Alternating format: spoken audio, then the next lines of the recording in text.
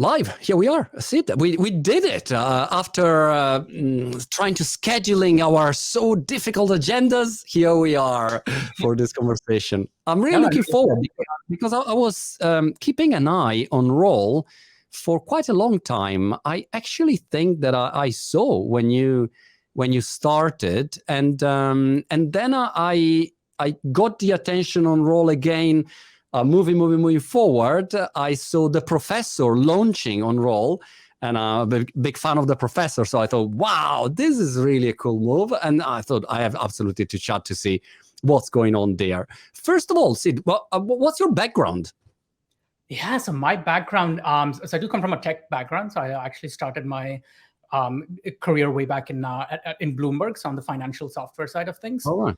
And then I was the CTO of a financial company. So this was a very traditional settlements of cross-border securities type of thing. So very... Right, the dark side of the force, basically. Yep, exactly. But yeah, so I've been in the crypto space more or less like since 2013 or so. Kind of started on the crypto side, like as like a researcher. So I would write, this was like pre-Ethereum, about like new ideas kind of coming out in the space, kind of like where that vision it was for. And early Bitcoin was very different from what it is right now. It's like a lot of the vision side has kind of moved a little more towards like Ethereum and other chains right now. But just doing that research, and then kind of like 2015, 2016, like after Ethereum, kind of really diving into things like the economics, the token, like, what that makes sense, like how that's different from traditional like asset classes that we are familiar with, kind of bringing some of that financial background in as well. And then, yeah, like, met my co-founder at CoinDesk as well. We were both, working there back when there were like 5 people at the place. And yeah, and then, we started Roll. And when did you start Roll? So this was late 2017. Okay. Or so kind of like pivoted a bit. Our first like contracts were launched, I believe like late 2018, kind of like 2019's. I think was like the first contract that we started using. So a little bit pre. So we were like building like through the crypto bear markets that we have seen a couple of. The couple of movements there. How would you explain Roll to someone who's not familiar with what you do, guys? Yeah, so like you can think of us as basically building infrastructure for social tokens, and just the idea of social tokens, right? Like if you wind the clock back 20 years, let's say, like that's the start of like 15, 20 years, right? Like that's the start of your social world as you know it today. So that's the start of like Twitter or like Facebook, and pretty much that whole generation of like Web 2 social, you can think of that as like user-generated content, right? Like Facebook doesn't build its own content. It's not a journalistic organization. Like Twitter is not, doing the same. So essentially, like we've been in this world of like user-generated content, basically. I think like what Roll is trying to do and what's possible very uniquely with like crypto and I guess like blockchain in general is this shift from like user-generated content into user-generated capital.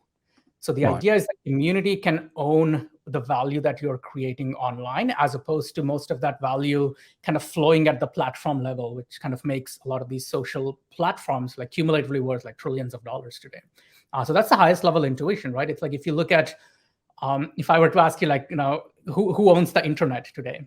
Yeah. It's like, well, you and I don't really own the internet. It's like maybe to some extent, like the employees at Facebook or the shareholders of Facebook to some extent like own or like benefit from that value the internet's generating, but there's no like ownership level there. So yeah, like, with many of other crypto protocols and including social tokens, we're trying to change that dynamic.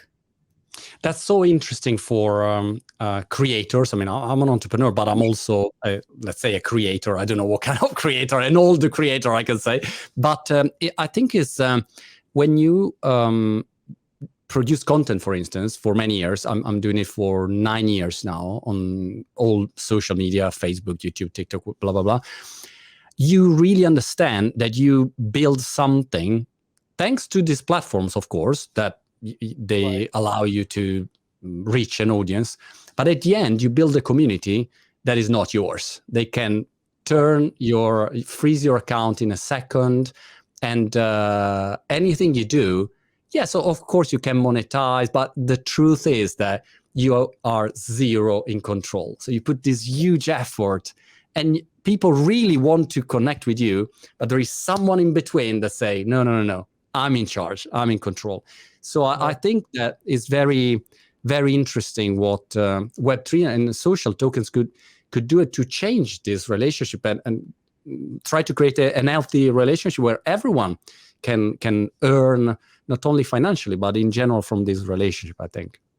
Yeah, so it's not just about, so what we are most excited about. So what you said is exactly like 100% right? Like, end of the day, who you'll need to piss off, and then you're off the platform. Then who, like, where the power really lies. So like what Roll is building, like, very consciously is that, like, not to repeat that platform, right? Like if Roll goes away today, those economic relationships are still on the blockchain. So that's the beauty of the system we're trying to build, right? And then there's the economic side of things too. So when you build a platform or protocol, like traditional web works on like monetization side, right? Like, so you maybe have Patreons, I can give you like $5 a month, or like a Kickstarter where you're starting a new project, but there's no ownership. Like, I'm not invested in your success.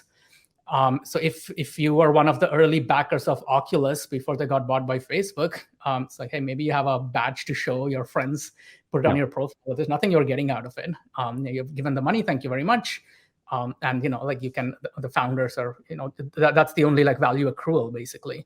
So I think that economic relationship is also broken. So it's not just about, like, let's say, giving a creator $5 a month. It's about, how do I become part of, like Monty's community in this case? Like, how do I bet on the success of this content machine that you are like running, and like be invested in a way that I can also like see, I can bet on the success of your platform essentially. And then also, like, that also motivates me to contribute. Like, maybe I know a great guest that you can do, or maybe there's a new platform I would love to introduce you to, and that becomes a two-way street, right? Give me like a step-by-step example of a creator. I'm thinking about the professor. Let's say that professor is a content creator. I mean, of course, he's a very cool basketball player, and he has a fantastic community. How does he work in that case first? And the second thing is, where NFTs are in this relationship? Do they have anything to do with that? Is a completely different thing? Help me to understand. Yeah, that's a great question. So I'll do the NFT part real quick.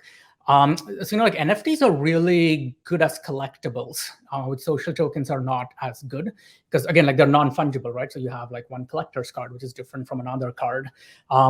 Whereas things like social tokens are much better, almost like when you think of like functioning as like money or like a store of value inside a community, because you can build better financial primitives on top of that. Right. So if you were, because so you, and they're very like complementary, right? Like, so you saw like the whole Bored Ape Yacht class, and now you have like a fungible token now, because you can do more things with that. You can have a Uniswap pool, you can have like a liquidity pool, you can do like liquidity farming, and just any other things you can do, which it's much harder to do with NFTs. But like, let's say like the way it would work. So let's say we were to like issue Monty's on Roll, right? Yeah. So the first step for us will be, so once you've chosen your ticker and symbol, something that represents you or your community. So the first my economic symbol would be the bold, probably, or something like that. Like, right, let's do like that. Probably the symbol, yeah. Like the token, right? So now you have like this balls community, which has like all the amazing bald people from all over the world. Kind of part of that, right? But joking aside, anyway. So yeah. So you have so you have a symbol. So let's say like Monty's, right? Kind of like representing your community. So things that you want to think about even before you launch are going to be things like distribution. So things like, let's say, one question, like, we have content creators ask, people like us is, who are the people who have been instrumental in your success so far? So it could have been like a community, could have been like, some, maybe like an agent, could have been, your mom, dad, we have seen that kind of come up, some like initial distribution. So that's like kind of important, just to like seed that initial community, make it as representative of your broader community as possible. Roll also allows you to set initial economic parameters. And again, these are promises on the blockchain, which means they cannot change. So for example, every token on Roll, including the cross, which is the professor's token, has a max supply of 10 million. You cannot mint more than that. So no one could like, kidnap me and put a gun to my head and say like, hey, I need 10 Right. million more cross. Like that's not possible. And same with on the creator side, like the professor cannot mint additional cross tokens. So that's promises set in the blockchain, right? Okay. And then we also have like a vesting. So we usually run like about a 1-year vesting because generally we want the creators and the community in general to benefit from the value created in the future as opposed to the past. So usually we do about like 20% upfront. So you'll have like 2 million Monties that you will have in your wallet on day 0, and the rest will vest over a period of like 12 months. Right. Got it. And then it's about like the distribution, right? Like what's important to you as the Monty community grows. So broadly speaking, we have seen things almost like separate from like Web3 and Web2 side. So like an example of Web3 thing would be liquidity. There is no equivalent of liquidity in Web2. There's no like content creator liquidity, right? So like we are building a product very soon, like where you can kind of like reward as a creator, like you can create your own reward structure that rewards liquidity providers for like an AMM like Uniswap, for example, Right. who provide liquidity to the Monty token. Like you can do that, and you can do a collaboration. So you can do, so let's say like you want to run a collaboration with the professor, you can say that anyone who provides liquidity to Cross, let's say, will get not only Cross but also Monty now. I so see. like different communities to like collaborate, right? So we can kind of like do that. So ultimately, it's about the ownership, right? It kind of does come from a little bit of financialization of kind of plugging into DeFi protocols.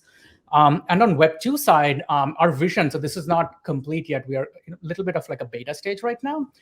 The broad vision would be to make any Web2 platform Web3 compatible through role APIs. Right. Interesting. In that sense, it's almost like a Stripe, right? Like where we can abstract all of the complexity of blockchain away from traditional platforms, which is that's not their business, right? They're not in the Web3 business. They're not in the smart contract business. They're in like providing that really great platform for creators. That's what they want to do.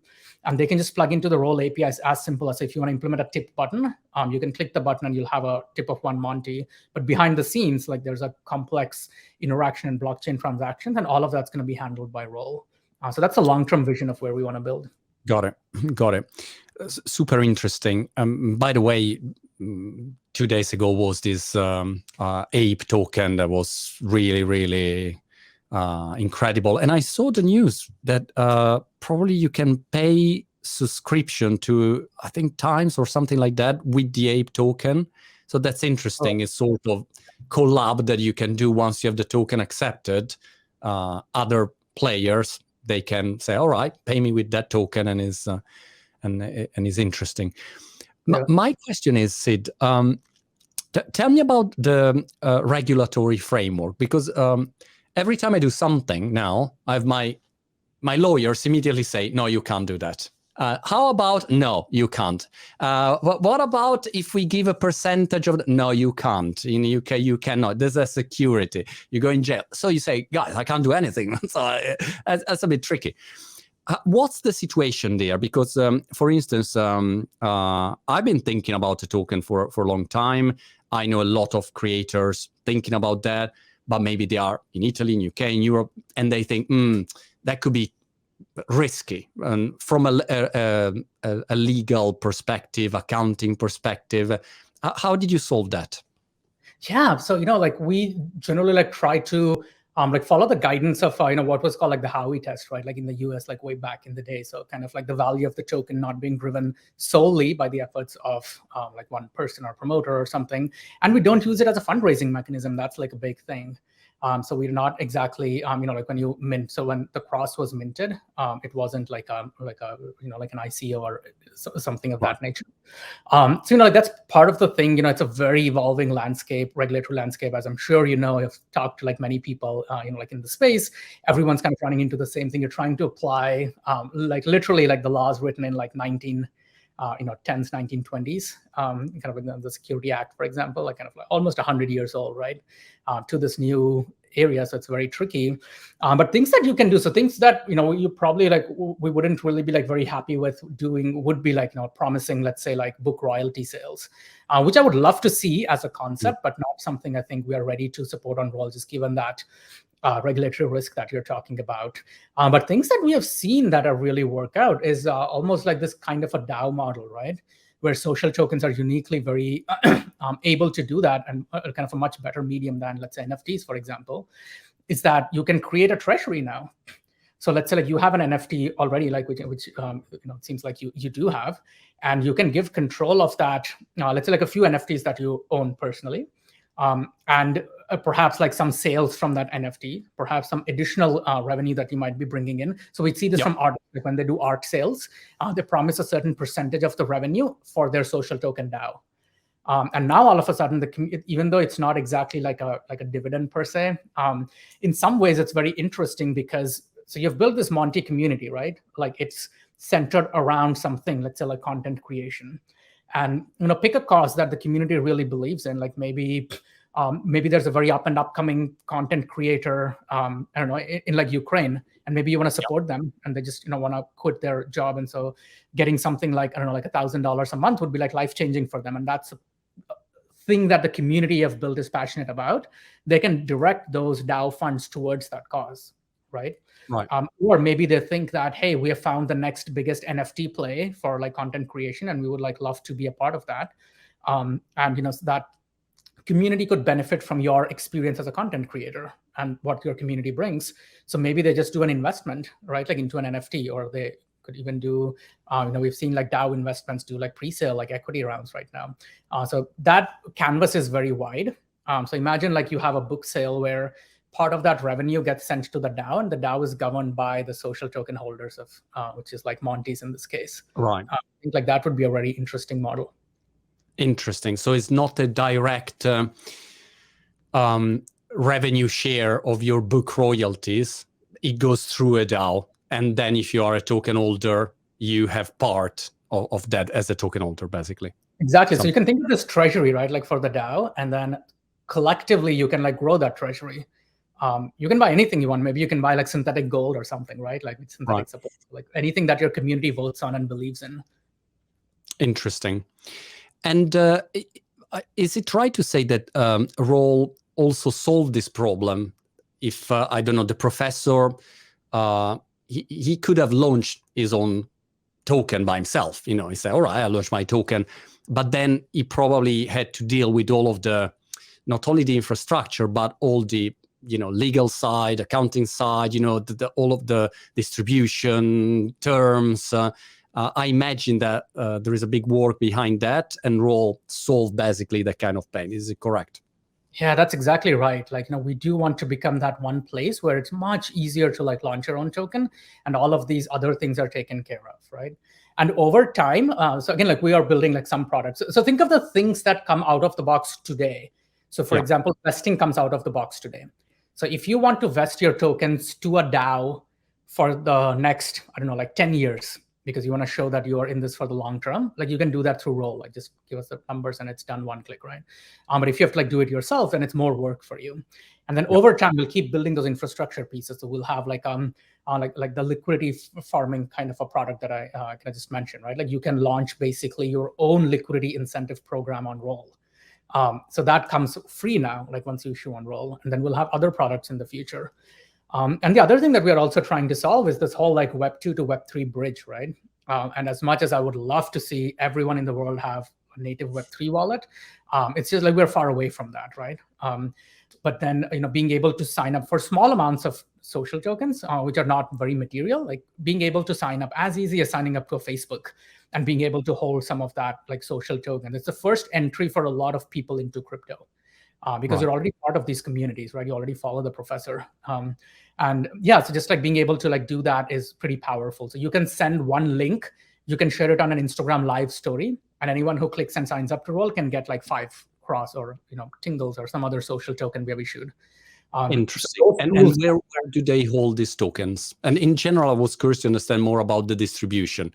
I'm taking the professor as an example, but you launched a lot of different tokens, but just because I'm a fan of the professor and all of his tricks. So what happened in that case? How is the distribution free? So you decide to give away for free, 5 million tokens. How do you redeem the tokens? Where do you have the token custody? Do you need a crypto wallet or just an account on Roll? How does it work? Yeah, so like several tools, right? Like one is, first of all, these are ERC20 tokens. So you can just use like a multi-sender app or something and just send your token to people on Ethereum. Like that's possible, right? But if that's, because a lot of these communities are not Web3 native, what you can do is you can share what we call like an earn code. The earn code is simply almost like a bit.ly style link that's unique to you. So, if you were to like issue Monties, like you can say, everyone who signs up with this link or like clicks on this link, basically, if you already have an account, will get like 10 Monties. And that's limited to 100 people, let's say. So it's like 1,000 Monty distribution, right? And then you can share that code anywhere you want. You can email it to people. You can hide it in a newsletter. We've seen like very cool treasure hunts people do. We've seen people like hide it in their YouTube videos as like QR codes. You can put in a YouTube description if you want to be more explicit, like whatever you want to do, right? And once you have it in your role account? Yeah, so there's several things you can do there, right? Like, for example, some of the tools we're building in the future, so we have a primitive where we work with Collabland, which has become like this go-to Discord. Discord, right? Yeah. So if you have enough tokens in your role account, then you can have access to the special Discord, right? But if you don't want to do that, you're a Web3 native, you're comfortable holding your own tokens in your wallet, you can just eject it out to your MetaMask. So just go to withdraw, very similar to like a Coinbase model. You can do that, or you can just send it to someone else on Roll. So we have seen people do, if you've discovered a new creator on Roll, I can send you like one cross, professor's token in this case. I'll do @Monty. Let's say that's your Roll username, very much like a Venmo experience. And I will say like, hey, check these guys out. And I can just send you one token. And do you have, you're on Ethereum, so you have gas fee in all of this process, I imagine? So when you withdraw, that's the only time you have gas fees. Everything else, because that's happening like within our network, that's all completely 100% free. So we do have a custodial wallet, and then everything else will be on Ethereum. So anything directly touching Ethereum will have gas fees. Anything internal to Roll, there won't be any gas fees. It's a custodial solution. Yeah. And we are waiting for the merge. I think it should be in June, the merge. Everyone waiting for the merge. What will happen after the merge? I don't know, but we'll find out. Got it. So tokens got distributed. People got the token. They have it in their wallet, or they have it in their Roll account. And let's say that, I don't know, the professor or the Monty token, we have like 5 million tokens out there. Great. What people gonna do with those tokens? And are those tokens traded on like exchange on Binance? You can buy the token or not, or is not the model? Why like the cross, for instance, should increase its value? What are the parameters that define the increase of a value? A lot of questions, but a lot of doubts. Yeah, but we've seen all sorts of models, honestly. Completely depends on you and your community. So we have seen some people who want to create a market, and that's very simple. In fact, like Roll helps them out as well. Like we can provide some initial liquidity to seed that token as well. So we'll use something like a Uniswap. You put like both the tokens in the liquidity pool, and then let the community trade, right, and figure out its fair price. Like we are willing to take that initial impermanent loss, like on our balance sheet, just to like seed some of these communities. And some of them like don't want to have like an active market, but what they can instead do is something like like access-based token gating that we have seen. For example, you have built this like Discord channel, right, like where you talk about all of the tools for these content creators. So you can have a general Discord where everyone can join, but maybe you have like some very specific community that you're curating that like really help initial creators on board. And let's say you have to hold 100 Monty token to get into that discussion. And then maybe there's like a super special Discord with like 1,000 tokens that you need. So you can create all of these different access levels for holding, right?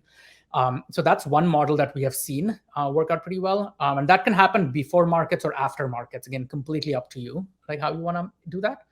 And the other model is just transactional model. So we've also seen almost like being used as money within the community. So you can say like, let's say special merch. You've seen like special, even like one-off things like, hey, anyone who pays me 1,000 Monty, I'll hop on a 15-minute call with them, answer any questions that they have, how to get started in this world. So, you can do very one-off things, or you can do like kind of more scalable things as well. So you can create all of these through like rewards on Roll, or, even on third-party websites like OpenSea. Got it. Because in this moment, if I think how for instance, we built my NFT structure, we sold, I don't know, 3,600 NFTs, something like that. And what we do is, okay, if you have those NFTs on Collab Land, on Discord through Collab Land, you have access to different rooms, and you have access to, calls, events, and based on the amount of NFT you have. But now that we're thinking about a DAO, a governance token, you can't do that with the NFTs. So we face a limit there, and we think probably we should explore. But I see my team scared about the regulatory approach, so that's probably the fear there, I think. Yeah, so I think having utility is pretty important, right? Like when you're launching your token. So we do see people kind of creating those rewards before they even launch the token. So you can have different tiers, access, what you can do with your token, essentially answering that question of utility, right?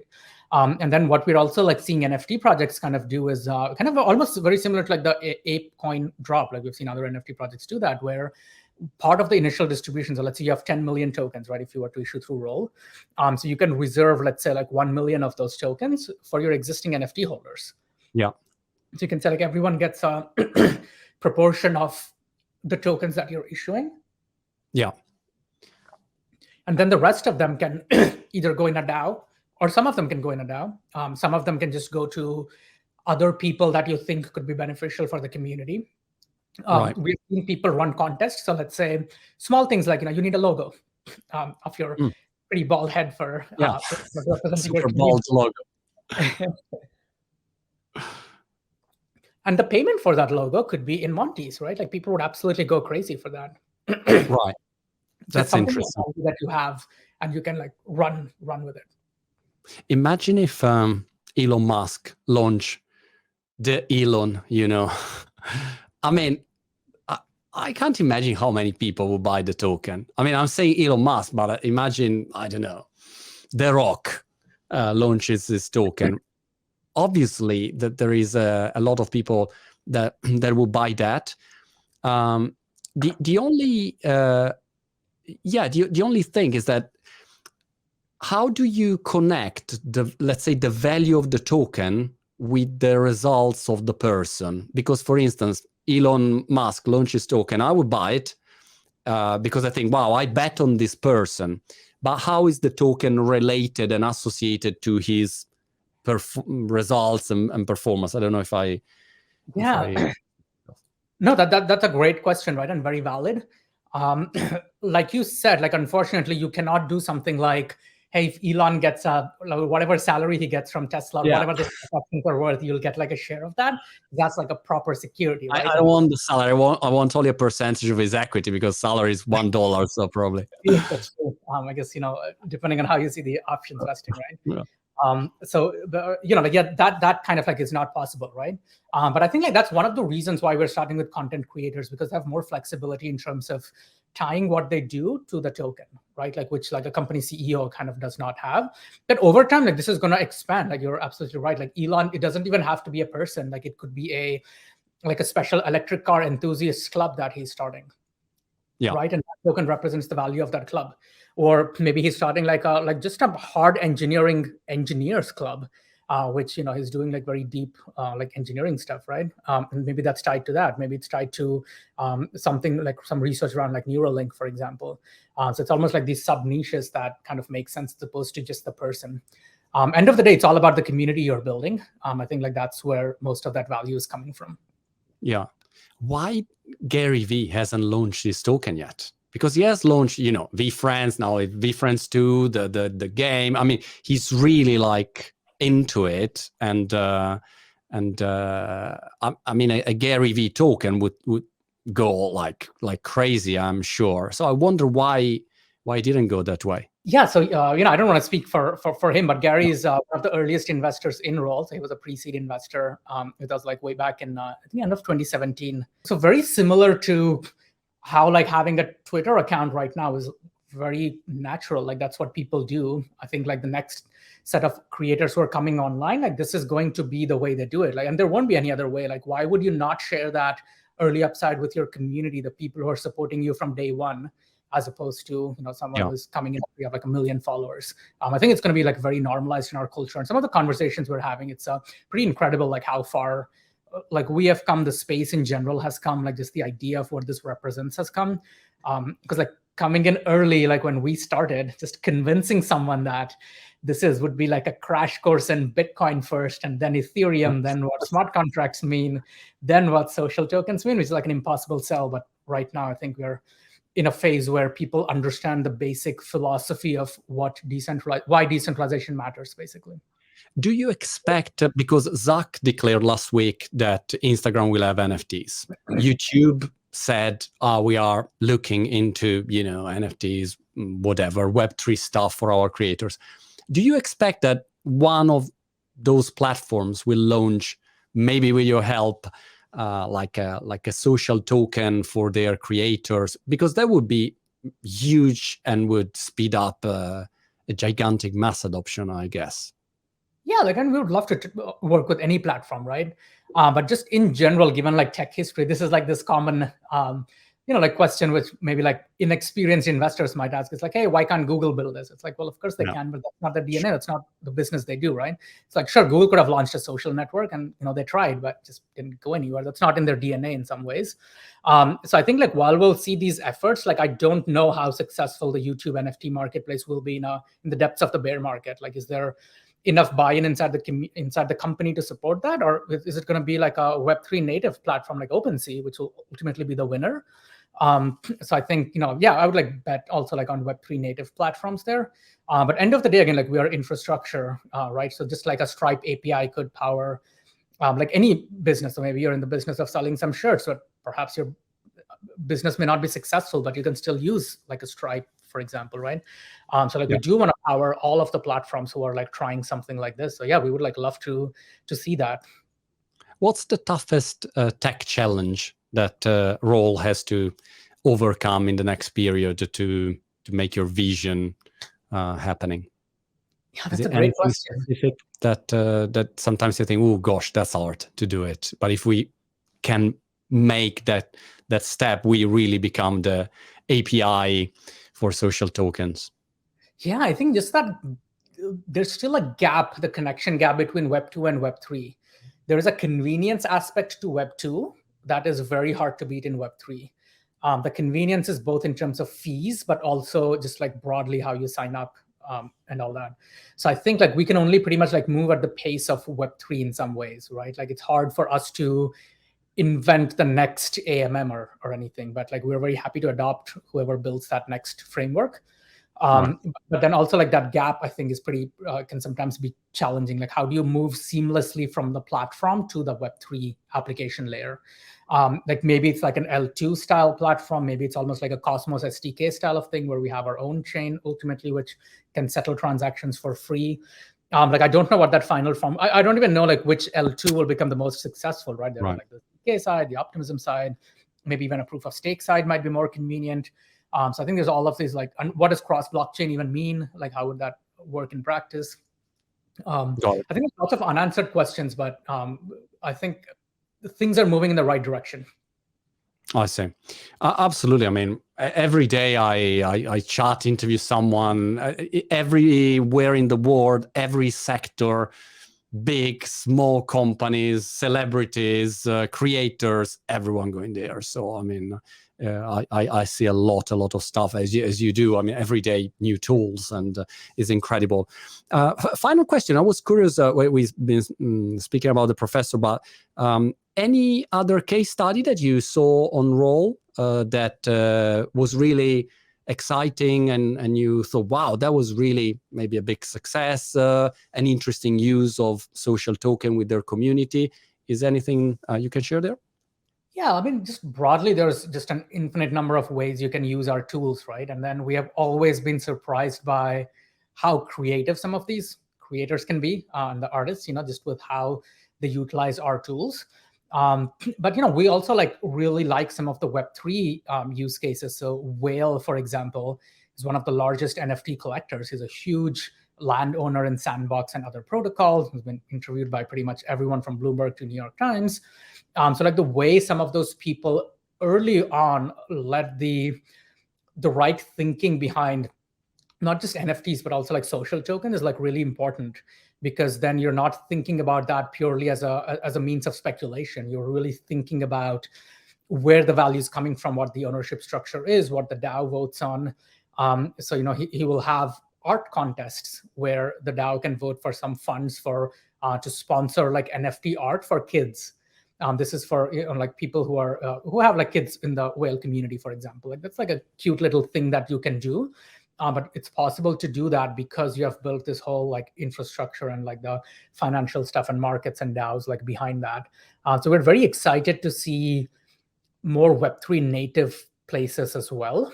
But on the Web2 side also, it's like very fun, right? We had a creator called Skinny. He's like an artist from Spain. He had this thing where he wanted to promote his YouTube channel, and he would hide a little so he had like a little logo on in the video that somewhere randomly when you're watching the video, that logo turns into a QR code. And then if you scan the QR code, you get, like some skull, which is his social tokens. So like fun little things, we see this like all the time. And it's just like great to see these tools being used in the wild.